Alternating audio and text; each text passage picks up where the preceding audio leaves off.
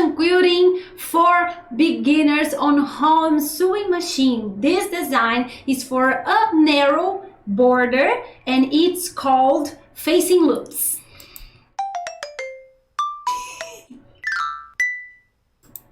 So you already know the name that I had to read here.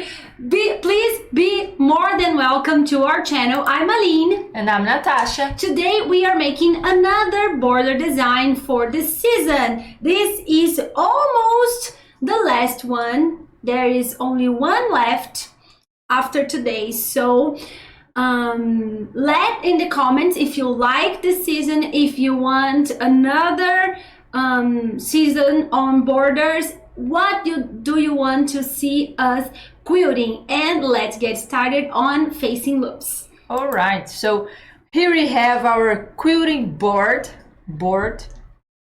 and we're going to start this emerald border with a straight kind of diagonal line, not too diagonal, much less angled than this one. And in the facing loops, we're going to match loops and straight lines, and if you want, you will be able to change these straight lines for arcs. But let's first, start with the original, original design. So a kind of straight, kind of diagonal is straight. It's virtually straight. It's virtually straight. Yes. And then a loop. This loop, we're going to have to touch this other side of the border, but the loop itself is not going to, occupy the whole border. And then we're going to do, now it is a very diagonal line to the other side of our border, and then another loop in this kind of, well, it is a triangle shape, and here we are. Okay, and then repeat it because this is our module. And then straight line, loop, diagonal line, loop, and then again straight line, loop, diagonal, loop, straight, loop, diagonal, loop, straight, loop, diagonal, loop, straight, loop, diagonal, loop, straight. Well, in here we're not going to fit an entire module, so let's see what we can do. What we can do. So shorter loop, and then we can do half diagonal. Half diagonal, just to make our locking stitches here and not have to do buried threads here. So that's what we're going to do. So as I was saying, you can change these straight lines for arcs. So you can do an arc. It's not going to be still a very... You can do to the other side. What? You can do the arc like this. Yeah. And then the loop will be more... Yeah, but then you change it.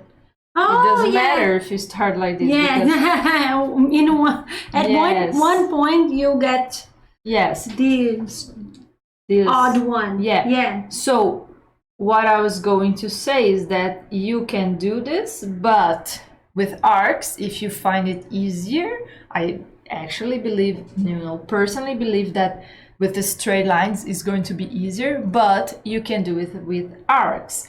However, these straight arcs are not going to be that round. They're like narrow. Yes, thin. Yes, exactly. So you can do this, and obviously you can do also a elongated loop. Yes. And then if you do this, then it's going to be easier to do an arc here, and then a small loop, and it will look very different, but it is nice too. Yeah, you can do that because then you can change the length of every module.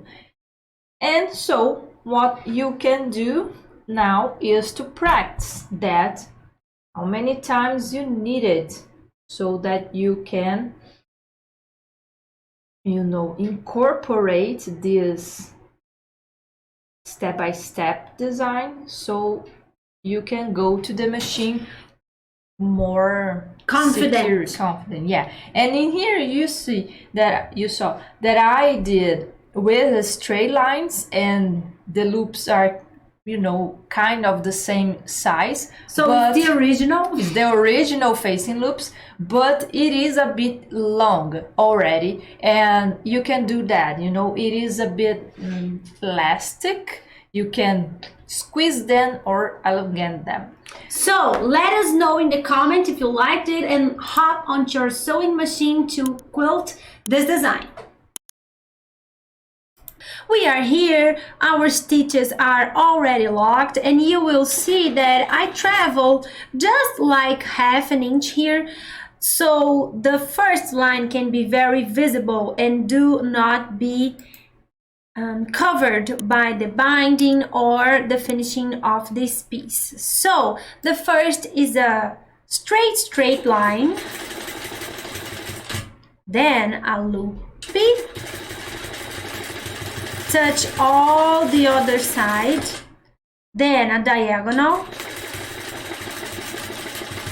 then another loop. And now we are repeating this. Remember, we have a lot of videos here on our channel. I will let a playlist on the screen for you. And we are starting again right now. So first, cross the border is a very strange expression, but you know what I mean, with a straight line, then your first loop, now diagonal, then other loop, and now repeat, straight crossing. Acabou. So we ran out of thread on the bobbin, and here's a quick tip for you. Every time your bobbin finishes, yeah, you can go to a natural stopping point that is the point of the design itself. So I'm coming back because continue that loopy could be very challenging, especially for beginners, but bury your threads here. Do not have that difficulty. So you can just restart on the points of the design, okay? And now we did our straight crossing line. Now we're going to do a loop, then a diagonal, another loop, then a straight line, loop, diagonal,